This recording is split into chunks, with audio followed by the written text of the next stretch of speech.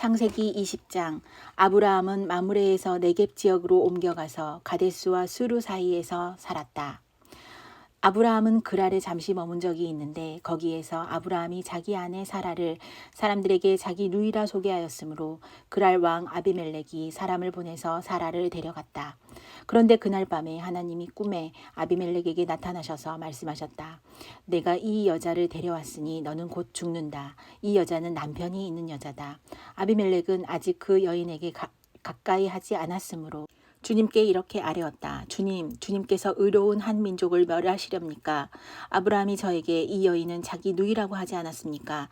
또 이 여인도 아브라함을 오라버니라고 말하지 않았습니까? 저는 깨끗한 마음으로 떳떳하게 이 일을 하였습니다. 하나님의 꿈에 또 그에게 말씀하셨다. 그렇다. 나는 네가 깨끗한 마음으로 이렇게 한 줄을 잘 안다. 그러므로 내가 너를 지켜서 내가 나에게 죄를 짓지 못하도록 한 것이다. 그 여인을 건드리지 못하게 한 이유도 바로 여기에 있다. 이제 그 여인을 남편에게로 돌려보내어라. 그의 남편은 예언자이므로 너에게 탈이 나지 않게 하여 달라고 기도할 것이고 너는 살 것이다. 그러나 그 여인을 돌려보내지 않으면 너와 너에게 속한 사람들이 틀림없이 다 죽을 줄 알아라. 다음 날 아침에 아비멜렉은 일찍 일어나서 신하들을 다 불렀다. 그들은 왕에게 일어난 일을 다 듣고서 매우 두려워하였다. 아비멜렉은 아브라함을 불러들여서 호통을 쳤다. 당신은 어찌하여 우리에게 이렇게 하였소? 내가 당신에게 무슨 잘못을 저질렀기에 나와 내 나라가 이 크나큰 죄에 빠질 뻔하게 하였느냐 말이오. 당신은 나에게 해서는 안 될 일을 한 거요. 아비멜렉이 또 아브라함에게 말하였다. 도대체 어째서 이런 일을 저지른단 말이오. 아브라함이 대답하였다. 이곳에서는 사람들이 아무도 하나님을 두려워하지 않으니까 나의 아내를 빼앗으려고 할 때에는 사람들이 나를 죽일 것이라고 생각하였습니다. 그러나 사실을 말씀드리면 나의 아내가 나의 누이라는 것이 틀린 말은 아닙니다. 아내는 나와는 어머니는 다르지만 아버지는 같은 이복 누이이기 때문입니다. 하나님이 나를 아버지 집에서 떠나서 여러 나라로 두루 다니게 하실 때에 내가 아내에게 부탁한 말이 있습니다. 우리가 어느 곳으로 가든지 사람들이 나를 두고서 묻거든 그대는 나를 오라버니라고 하시오. 이것이 그대가 나에게 베풀 수 있는 은혜요 하고 말한 바 있습니다. 아비멜렉이 아브라함에게 양떼와 소떼와 남종과 여종을 선물로 주고 아내 사라도 아브라함에게 돌려보냈다. 아비멜렉이 아브라함에게 말하였다. 나의 땅이 당신 앞에 있으니 원하는 곳이 어디이든지 가서 거기에서 자리를 잡으시오. 그리고 사라에게는 이렇게 말하였다. 나는 그대의 오라버니에게 은 1,000세겔을 주었소. 이것은 그대와 함께 있는 여러 사람에게서 그대가 받은 부끄러움을 조금이나마 덜어보려는 나의 성의 표시요. 그대가 결백하다는 것을 모두가 알게 될 것이요. 아브라함이 하나님께 기도하니 하나님이 아비멜렉과 그의 아내와 그의 여종들이 다시 아이를 가질 수 있도록 태를 열어주셨다.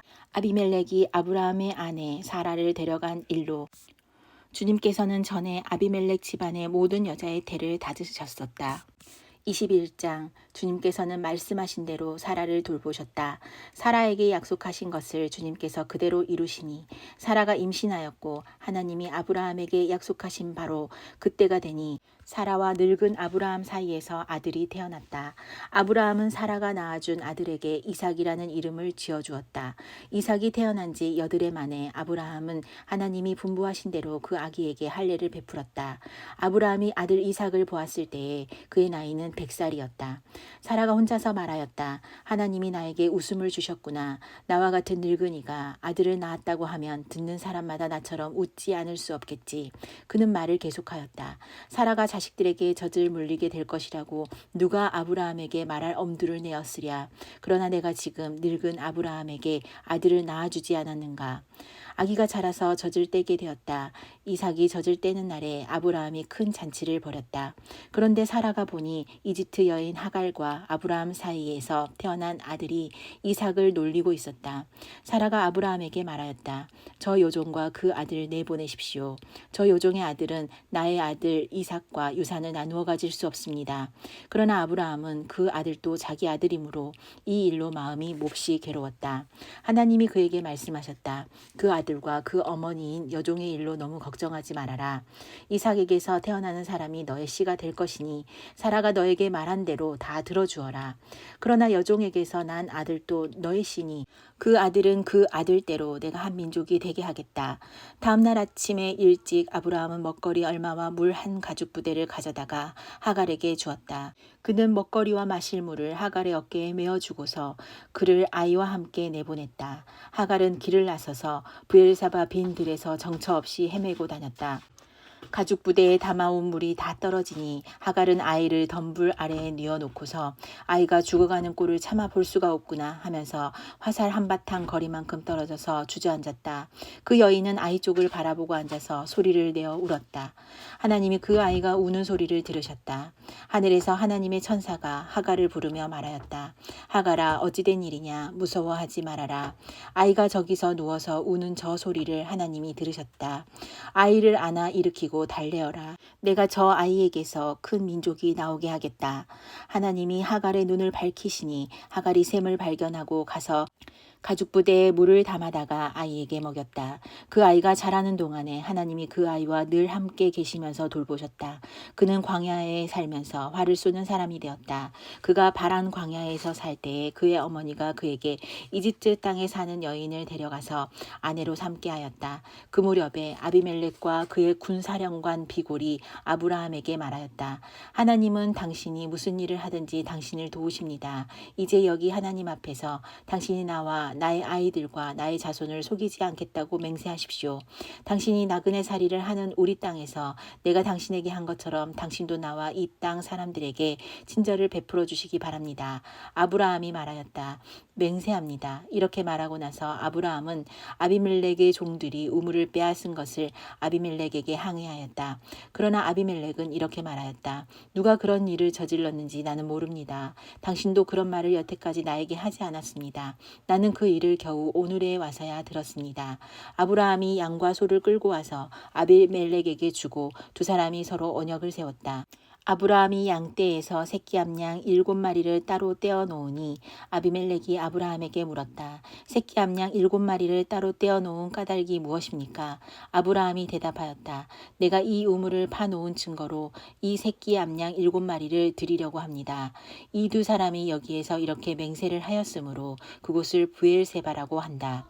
아브라함과 아비멜렉이 브엘세바에서 언약을 세운 다음에 아비멜렉과 그의 군사령관 비골은 브레셋 사람의 땅으로 들어갔다.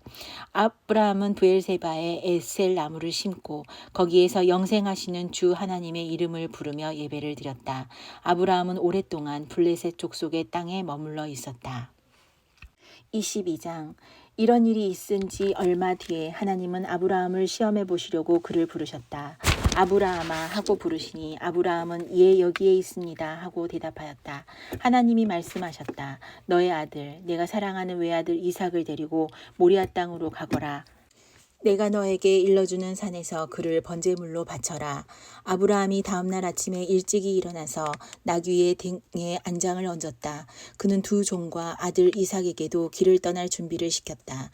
번제에 쓸 장작을 다 쪼개서 가지고서 그는 하나님이 그에게 말씀하신 그곳으로 길을 떠났다. 사흘 만에 아브라함은 고개를 들어서 멀리 그곳을 바라볼 수 있었다. 그는 자기 종들에게 말하였다. 내가 이 아이와 저리로 가서 예배를 드리고 너희에게로 함께 돌아올 터이니 그동안 너희는 나귀와 함께 여기에서 기다리고 있거라. 아브라함은 번제에 쓸 장작을 아들 이삭에게 지우고 자신은 불과 칼을 챙긴 다음에 두 사람은 함께 걸었다.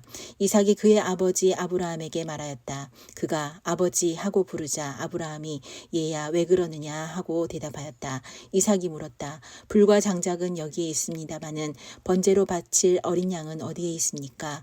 아브라함이 대답하였다. 얘야 번제로 바칠 어린 양은 하나님이 손수 마련하여 주실 것이다. 두 사람이 함께 걸었다. 그들이 하나님이 말씀하신 그곳에 이르러서 아브라함은 거기서 제단을 쌓고 제단 위에 장작을 벌려놓았다. 그런 다음에 제 자식 이삭을 묶어서 제단 장작 위에 올려놓았다.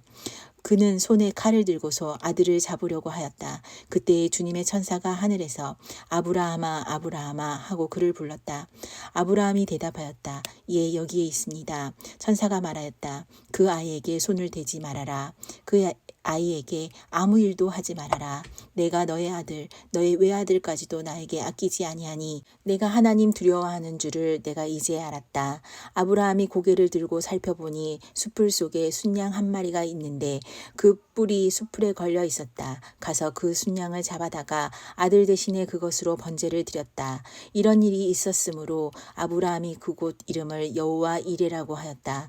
오늘날까지도 사람들은 주님의 산에서 준비될 것이다 는 말을 한다.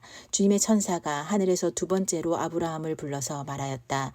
주님의 말씀이다. 내가 친히 맹세한다. 내가 이렇게 너의 아들까지 너의 외아들까지 아끼지 않았으니 내가 반드시 너에게 큰 복을 주며 너의 자손이 크게 불어나서 하늘의 별처럼 바닷가의 모래처럼 많아지게 하겠다.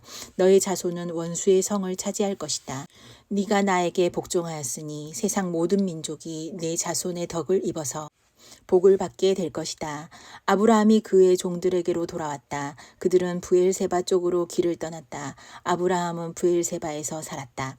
이런 일이 있은 지 얼마 뒤에 아브라함은 밀가가 자식들을 낳았다는 말을 들었다. 밀가와 아브라함의 동생 나홀 사이에서 아들들이 태어났는데 맏아들은 우스고 그 아래 부스와 아람의 아버지 그무엘과 게셋과 하소와 빌다스와 이들랍과 부두엘과 같은 동생들이 태어났다. 부두엘은 리브가의 아버지이다. 이 8 형제는 아브라함의 동생 나홀과 그 아내 밀가 사이에서 태어났다. 나홀의 첩 르우마도 데바와 가함과 다하스와 마하가 등 4 형제를 낳았다.